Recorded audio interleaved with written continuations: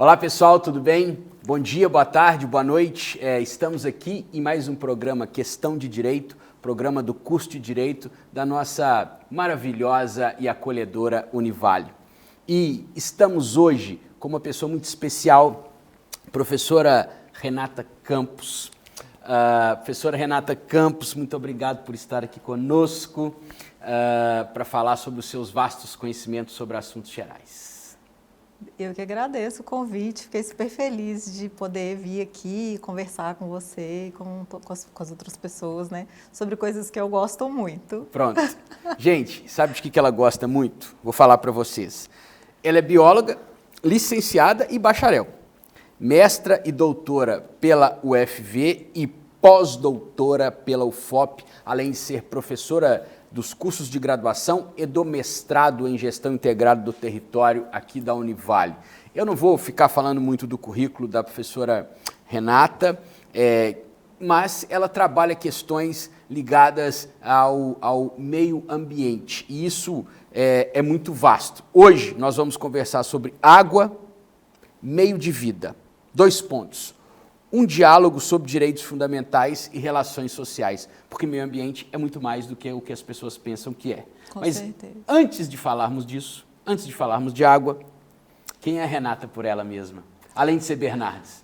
Então, eu sou a Renata Bernardes Faria Campos.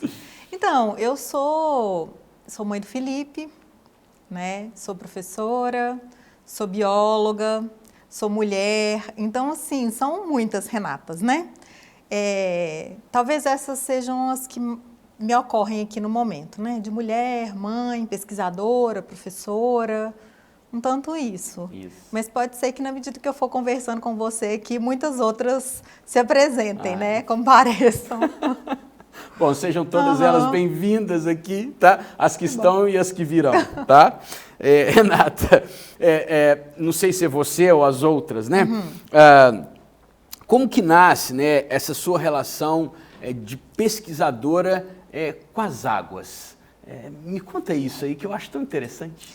Então, na verdade foi um tanto tardia a minha relação com as águas. Embora, né, hoje eu tenha, né, esse entendimento de que, na verdade, a gente vem da água, todo mundo nasce, né, é gerado, gestado numa bolsa cheia de água. A vida, evolutivamente, a vida, né, do ponto de vista biológico, surge dentro da água. Claro. Mas eu, enquanto pesquisadora, no doutorado, eu fui acompanhar um processo de recuperação de áreas ciliares. Meu interesse, então, era em utilizar os insetos como indicadores ambientais. Então, no mestrado eu tinha trabalhado com degradação e recuperação, no doutorado eu ia fazer isso em outros ecossistemas, que são os ecossistemas das margens dos rios. Perfeito. E aí, gostei muito, fui muito feliz, assim, na beira dos rios, né? Viajei muitos rios, conheci muitos rios, e todos me traziam, assim, muita satisfação de estar ali na margem e tal. E aí, quando eu vim para governar, isso nos idos dos 2008, né? Quando eu vim para Valadares, 7 anos depois, a gente experimentou o desastre da mineração, que ia cometer o Rio Doce. E até então, eu estava ali estudando esses sistemas ciliares, né? Os organismos que viviam nas margens. Trabalhei nas lagoas do Parque do Rio Doce, então isso. Quando veio a lama, aí a gente teve que olhar um pouco mais para dentro d'água, né? Aí a gente experimentou, assim, eu e a minha família experimentamos mesmo na carne o que era a possibilidade real de ficar sem água, de lidar com a falta de água, né? E aí isso me chamou muito mais a atenção para a água mesmo, assim, para a importância da água enquanto, né, um recurso para a vida, né? Então, dali para diante, eu tenho levado a água mais a sério, nas minhas pesquisas. Poderia dizer, então, né, que, na verdade, você não caminhou até a água, você simplesmente reconheceu de onde você veio. Assim, na verdade, eu sinto que toda a minha vida de profissional, ela é um tanto isso, assim, né? Hoje eu vejo que muito menos eu procurei e muito mais eu fui sendo levada, né? Os assuntos, eles se apresentavam, né, Claro. ao longo da minha história. E não foi diferente com os ecossistemas ciliares e com a própria água. Ai, Renata, que chique. Que trajetória bonita. Um grande presente do É. mistério para mim, assim, nessa minha caminhada. Poxa, eu acho lindo. Me conta aqui, a gente pode falar, né, que reconhecidamente o acesso à água, né, é um direito fundamental, quer dizer, é um direito humano, né? Nós não conseguimos existir sem esse bem que nos constitui, que nos dá vida, que nos transporta, que nos alimenta, que nos inspira. Quer dizer, a dimensão da água para o ser humano, ela toca tanto o ponto de vista físico e material, quanto o ponto de vista espiritual e material. É só a gente pensar, por exemplo, na terceira margem do rio do Guimarães Rosa, quer dizer, né? Enfim, mas vamos pensar junto aqui. Me diz, como que você percebe essa relação da água, né, com a efetivação dos direitos fundamentais, dos direitos humanos? O que você pensa sobre isso? Então, na verdade, eu entendo que a água, ela é um direito humano, assim como ela é um direito de todos os seres vivos. Perfeito. Né? Então, assim, eu tenho feito esse exercício de olhar para o planeta, de olhar para tudo que eu consigo ver e as coisas que eu percebo, mesmo que não seja vendo, numa ética um pouco mais biocêntrica, né? Uma ética menos assim, isso é importante para o ser humano, ou é um direito humano? É um direito humano. Eu diria que é muito mais do que um direito, né? A água, ela é imprescindível para a vida, Claro. né? Sem vida, sem água não tem vida, Claro. É impossível pensar a vida. Então, assim, quando a gente pensa, reduz isso ao direito, né? A gente está reduzindo a possibilidade de viver. Então, se eu não entendo que a água é um direito dos seres, eu entendo que a vida pode também não ser o direito dos seres. Então, assim, porque a água, ela é condição sine qua non para a vida. Né? Claro. É impossível pensar a vida sem pensar a água. Então, quando eu penso que eu posso negar a água para alguém, né? Hoje está muito em voga isso, assim, talvez com menos força do que já esteve em outros momentos, né? A possibilidade de privatizar a água, por exemplo, ou seja, só vai ter acesso à água quem puder pagar por ela. Uhum. Né? Então, eu estou dizendo que só vai poder viver quem puder pagar pela vida, porque se não tem água, não tem vida. Então, assim, quando a gente fala de água, a gente está falando de algo que é muito mais sensível do que um direito, assim, do ponto de vista da legalidade da coisa, sabe? É muito mais sério. Claro. E não é só para os seres humanos, né? Ela é imprescindível para todos os seres, né? Os animais não vivem sem água, os micro-organismos, quase nenhum vive sem água, né? As plantas não vivem sem água. E para além de precisar da água, nós precisamos desses seres para que a água continue fluindo no nosso planeta, né? Para que a gente mantenha todo esse processo que é o que permite a vida, né? Claro. Então, é um tanto isso, sim. Eu acho que é muito bom te ouvir, porque definitivamente nós temos olhares do direito a respeito da água, que são olhares, por vezes, mais antropocêntricos, digamos assim, né? Mas também há olhares que não colocam o humano como essa figura central, né? Que são, sobretudo, apresentados a partir das teorias decoloniais, né? Quer dizer, são esses saberes que não advêm da colonização, porque nos parece que a vida antes das colonizações, ela era muito menos violenta quando nós colocamos isso na perspectiva do ser humano com as demais ou das demais espécies de seres viventes. Então, o pensamento decolonial, ele desconstrói um pouco a noção antropocêntrica do direito. Então, há isso no direito também, e só me é possível falar essa questão aqui agora por conta do que você disse. Quer dizer, se a gente reduz a água a um direito à água, meramente, a ser exercido por um humano, ou qualquer coisa do gênero, ou por um conjunto de pessoas, porque não é um direito individual, é um direito, né, para todos, nós esquecemos que, como nos ensina a poesia, é impossível ser feliz sozinho. Nesse caso, é impossível viver sozinho. É impossível. Mas não estamos falando dos seres humanos. Não, não estamos falando, definitivamente não. Se a gente pensar na importância das florestas para o ciclo hidrológico, né, para a promoção mesmo desse ciclo de evaporação e chuva, né, que vai encher as caixas d'água dos ecossistemas, né? Quem é que leva a água lá para cima da montanha e faz a cachoeira fluir, faz a água nascer, né, brotar nas nascentes? Claro. Né? Em grande parte, isso é feito por um processo que a gente chama de evapotranspiração e que é feito pelas plantas. Então, assim, a gente fica nisso de achar que cuidar do meio ambiente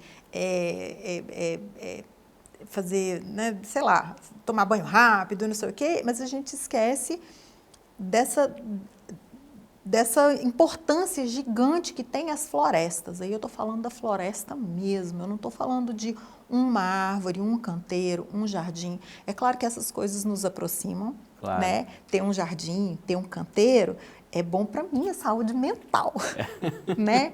Mas para a minha saúde física e para o funcionamento do nosso planeta, as florestas, elas são essenciais. E é muito interessante, assim, né? Esses dias ainda conversava com meu filho e ele falava assim, o professor que fala de solos fala de água, o professor que fala de água fala de água, o professor que vai falar sobre código florestal, ele fala de água. Aí eu, isso, tá tudo junto. A floresta é água, o solo é água, porque é a água que nos conecta a todos nesse planeta. Né? Nós somos água. A imensa maior parte de nós é água. Pessoal, olha só, eu sou uma pessoa muito privilegiada, né? Porque eu venho aqui aprender toda semana e gosto de compartilhar, né? Porque é impossível ser feliz sozinho. No caso, queridos e queridas, não só entre nós, esses seres humanos que já foram tão humilhados pelo conhecimento, né?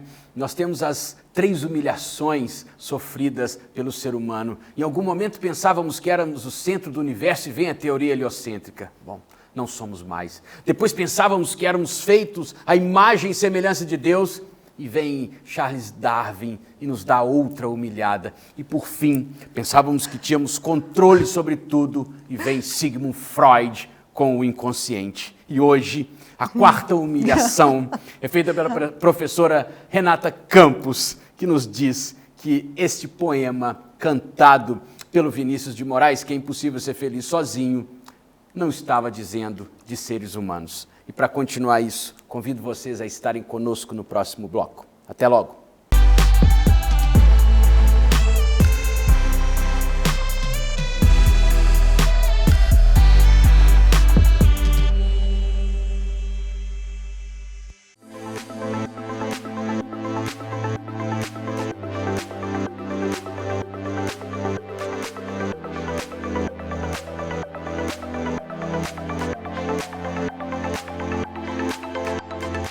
O mundo que nós vivemos hoje, ele pede um profissional capacitado a lidar com problemas complexos, com problemas múltiplos.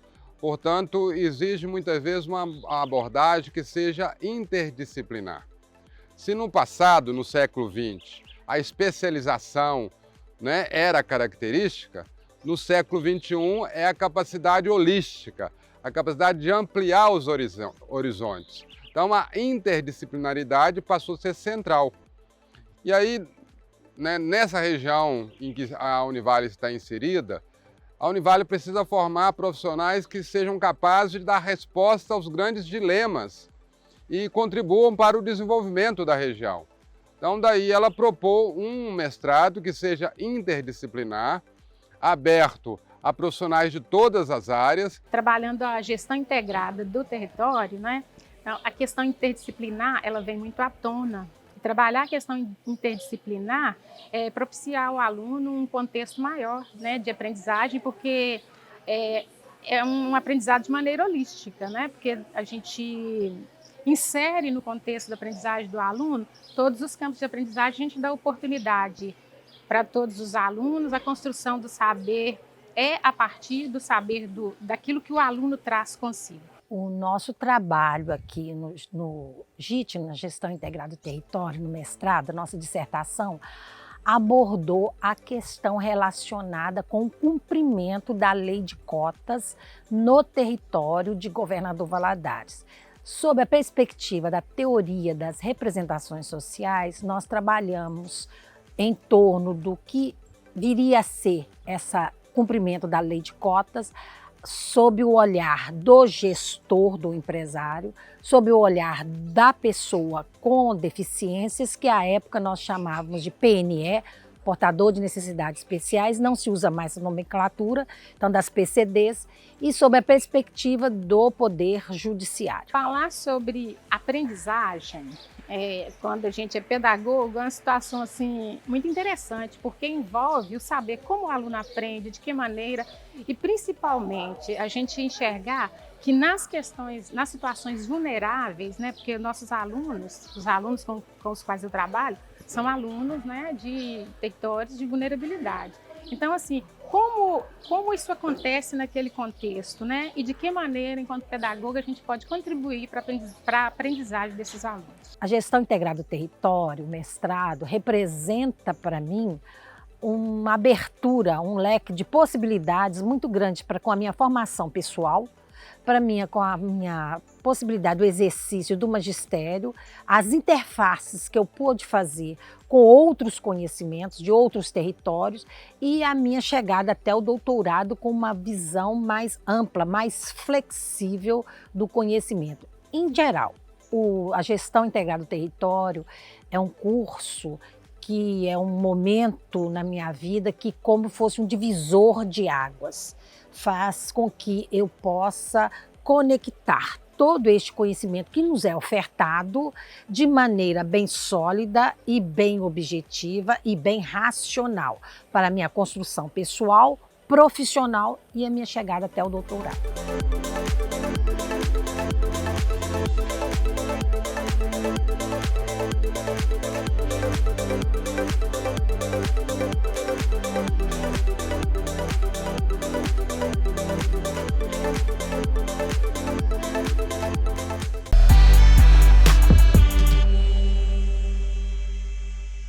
Olá pessoal, tudo bem? Como prometido, rapidamente estamos de volta aqui com a professora Renata Campos, nos falando da água, das relações da água com os direitos humanos, porém, muito mais além. E para isto, Renata, gostaria de lhe ouvir sobre a seguinte questão. Diz pra gente, você estava dizendo, sobre as várias percepções que nós podemos ter a respeito das águas. Bom, então, é uma infinidade, né? A água, então, assim, tem uma percepção muito, que eu acho que é uma percepção que reduz a água a recurso hídrico, né? Que é muito comum, inclusive em vários textos legais, a água, não vai aparecer água, vai aparecer recurso hídrico. Então, assim, a água enquanto uma coisa que é útil, né? Então, ela é isso. A água, ela também pode ser, e aí quando eu falo de recurso hídrico, eu estou falando que ela é importante para a indústria, que ela é importante para a saúde, enfim, ela tem uma importância prática para a nossa vida, para o funcionamento das nossas cidades, para o campo, para as ações humanas. Essa é uma forma de perceber a água. Uma outra forma de perceber a água que vai tá ali na interface, né, do direito com a justiça, né, é de perceber mesmo a água enquanto um instrumento de possibilidades para as pessoas, né, diz respeito a isso, de água enquanto uma condição para a vida, né? Então, é uma outra forma de se perceber a água. Mas a água, ela também é fonte de lazer, né? Pensa, quando a gente quer descansar... E quando eu falo de lazer, eu estou falando mesmo de saúde também.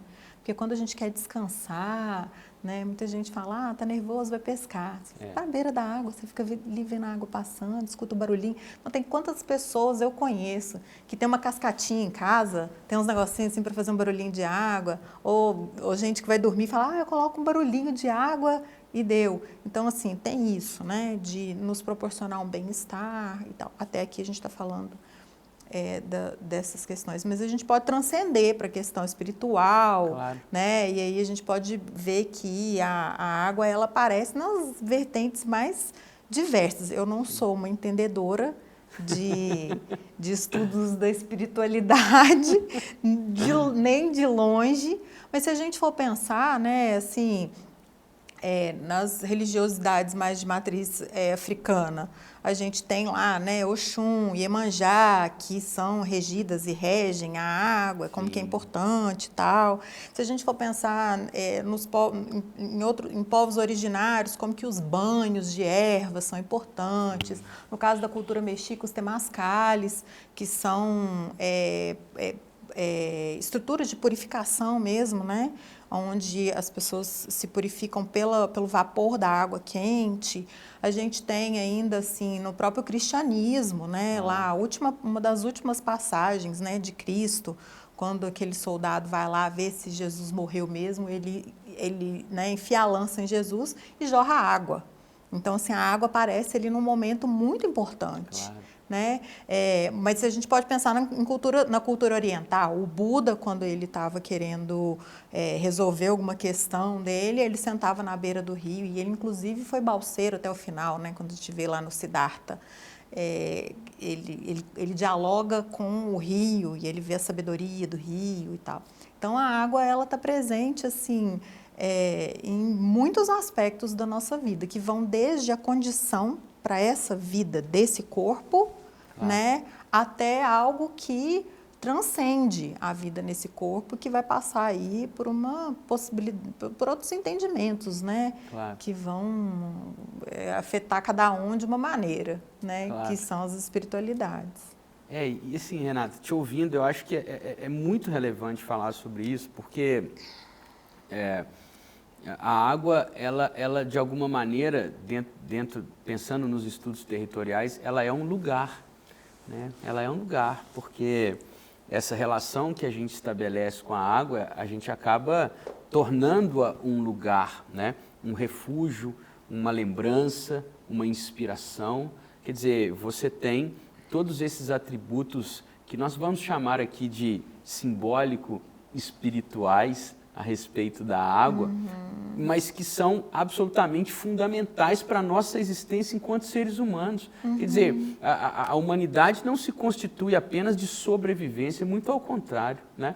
Nós temos essa vivência da fruição, da construção existencial das nossas ideias, etc. E me parece que isso desculpem aqui quase isso é margeado pelas águas, né? É engraçado falar isso, né? Assim, e nós aqui em particular, na Univale, somos de fato margeados, né, pelo Rio Doce, e aqui há uma relação que é outra relação estabelecida com os povos Krenak, que é outra para os povos Machacalis.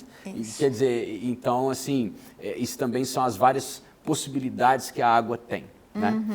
Bom, e me fala uma coisa, como que você acha que a água indica a situação social? Pode ser regional, pode ser geral. Tem uma relação, quando a gente olha para a água, a gente consegue ver um espelho social. O que a água nos conta sobre a sociedade, Renata?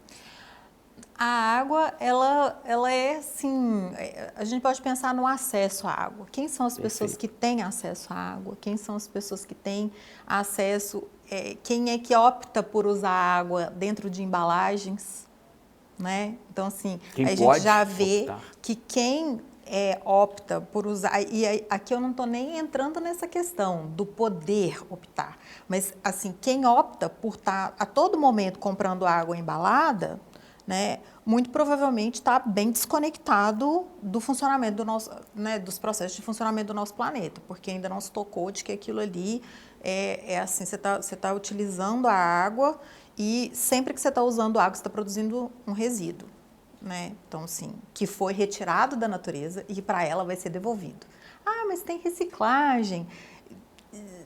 Até certo ponto tem, mas a gente sabe que mesmo para reciclar você precisa de mover mais energia e mais recurso. Então, assim, tomar muito cuidado com essa questão aí. Mas, enfim, então tem isso, né? De quem é que tem acesso, quem é que opta por usar a água embalada, quem é que tem acesso à água continuamente. Então, assim, naquele momento dos 2015, né, quando aconteceu o desastre, a gente ficou um tempo sem água aqui. E aí, lá pelas tantas, eu fui para a casa da minha irmã, que mora em outra cidade. E aí, lá, eu me lembro do primeiro banho que eu tomei depois do desastre, assim, que eu abri o chuveiro e saiu aquele monte de água. E eu não tinha me dado conta do quanto um banho é especial. Do quanto um banho, que é algo absolutamente corriqueiro para mim, desde que eu nasci, é algo que pode ser especial para mim e para muitas outras pessoas. E hoje a gente sabe que tem povos indígenas que não têm acesso à água. Veja bem, né? Então, assim, quem cuidou de tudo isso daqui por séculos, hoje não tem acesso à água. Né? A gente vê que depois e eu não estou nem falando só, por exemplo, das etnias que vivem na bacia do Rio Doce, não. Eu estou falando de gente que vive lá na Amazônia, que é o ecossistema mais úmido que há, né? E a gente está precisando levar encanamento daqui do Sudeste para que lá eles tenham acesso à água, no bioma que é o mais úmido do Brasil. Então, assim, isso é uma evidência assim, contundente de que a água ela está intimamente ligada à questão da organização social que nós escolhemos ter. E eu me lembro que em 2015 eu conversava com uma querida que me ajudou muito com os cuidados com meu filho, e ela dizendo assim, não, a gente busca água lá não sei na onde. Ela morava no alto do morro, lá no caso ela morava no Turmalina, e eles desciam para buscar água cá embaixo no asfalto, subia com aquele monte de peso, porque a água é pesada, né, e tal. Para ela, o desastre de 2015, nesse aspecto, não foi uma coisa tão terrível quanto foi para mim. Sim. Porque a realidade dela já era dura demais. Perfeito. Seu cotidiano dela já era duro em relação ao acesso, né, à água. Então, assim, acho que hoje a gente tem essa realidade, né, de que alguns grupos vão ter o acesso à água tratada, a água em abundância, e outras tantas pessoas vão ficando literalmente à margem, né, não tem o acesso mesmo. Isso é bem tão precioso. É importante dizer, né? Eu acho que é importante dizer porque eu na casa da minha avó tinha poço, então eu tenho essa experiência na vida, onde você quer água, desce ali, tá, sabe? Não vai acabar, essa ideia nunca me ocorreu enquanto criança, enquanto adolescente, tal. Essa ideia agora me apavora. Tem poço me apavora, porque tem floresta. Porque não me apavora a mim, me apavora estar em sociedade constatando isto, porque nós já decidimos aqui neste programa que não é possível ser feliz sozinho, né? E a única coisa que é triste aqui é quando acaba, e está acabando. E aqui a gente começa ouvindo o convidado ou a convidada dizendo de si, e depois a gente expõe o convidado e a convidada pedindo para contar uma história.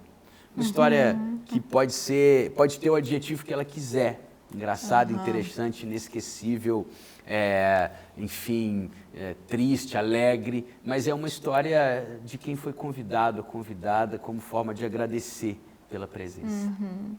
Então, Me conta. Eu não tenho exatamente uma história, talvez seja algo mais curioso mesmo, porque eu trabalho com água, eu gosto muito de estar na beira da água, né, de molhar os meus pés e tal. E aí, em algum momento, a gente fazendo campo num lugar muito lindo, era um parque nacional gigante. E aí, quando a gente terminou, estávamos eu e uma colega. Quando a gente terminou, ela falou assim, o último dia a gente vai ficar aqui só para a gente ir nas cachoeiras. Porque, afinal de contas, a gente tinha feito um serviço pesado, né, a semana toda. E a gente já estava há 15 dias no campo, assim, de um parque para o outro, e campo e tal. E aí a gente foi fazer essa trilha, e aí a gente passou, era chamada Trilha das Cachoeiras. E aí a gente passou pela primeira cachoeira, passou pela segunda cachoeira, passou pela terceira cachoeira, e chegamos lá no final. A gente encontrou com várias serpentes, muitas pessoas fazendo a trilha também, tudo muito lindo e tal. E aí quando a gente já estava voltando, ela olhou para mim e falou assim, mas aqui, você não vai entrar mesmo em nenhuma? E aí eu falei, como assim? Não, eu vou entrar, por honra eu vou entrar. Mas eu não sou uma pessoa muito de entrar na água. É engraçado isso. Eu molho o pezinho e já estou satisfeita. Já houve ocasiões de ir para a praia, passar a semana, passar fim de semana, e o meu marido assim, não acredito que você vai embora para casa sem entrar na água. E assim, hoje eu entro por honra, né? Tô aqui, por honra, vou entrar. E por merecimento, assim, eu sei que isso vai me banhar e vai me limpar, então eu vou entrar, mas é muito mais como medicina do que porque eu gosto de entrar na água. E é engraçado, eu fiquei pensando assim, falei, gente, tô falando tanto de água, eu gosto tanto de água, né? Parece que tem uma intimidade ali. Claro. Sim, mas não muito. Renata. Que isso não me desmoralize. Não, tá tudo certo. Muitíssimo obrigado, querida. Foi ótimo te ouvir, de verdade. Assim, é um programa que eu confesso que eu tinha pensado numa face e, de repente, as suas palavras, de repente, os seus ensinamentos, de repente, a sua verdade, porque isso conta muito, porque é muito claro quando a pessoa ela só estudou e não deixou com que aquilo tomasse ela, e não é o seu caso, muito pelo contrário. Aliás, quem estuda com água, quem estuda água, normalmente deve acontecer isso, porque é levado, né? Eu vivo sendo levado por águas amarelas, mas e com essas águas amarelas eu quero te agradecer, te saudar e te banhar, e espero que a gente possa ter mais encontros como esse. Muito obrigado. Obrigada eu que agradeço. Pessoal, então é assim, com essa inundação, nós deixamos vocês aqui. Quero dizer que a cada programa nós cometemos um ato de aprofundamento dos nossos laços de conhecimento. E hoje eu queria deixar uma coisa, perguntaram para o Ailton Krenak o que tinha acontecido com o Rio Doce, o Atu, na linguagem daquele povo, e ele disse que no seu livro O Futuro é Ancestral, ele disse que na verdade o rio se voltou para dentro dele. Esse mistério, nós, povos colonizados, ainda não tivemos acesso. Quiçá vamos conseguir saber que relação é essa com a água tão fundamental e ontológica, se nós continuarmos achando que quando se diz não é possível ser feliz sozinho, estamos falando apenas de seres humanos. Muito obrigado, espero vocês no próximo Questão de Direito. Valeu!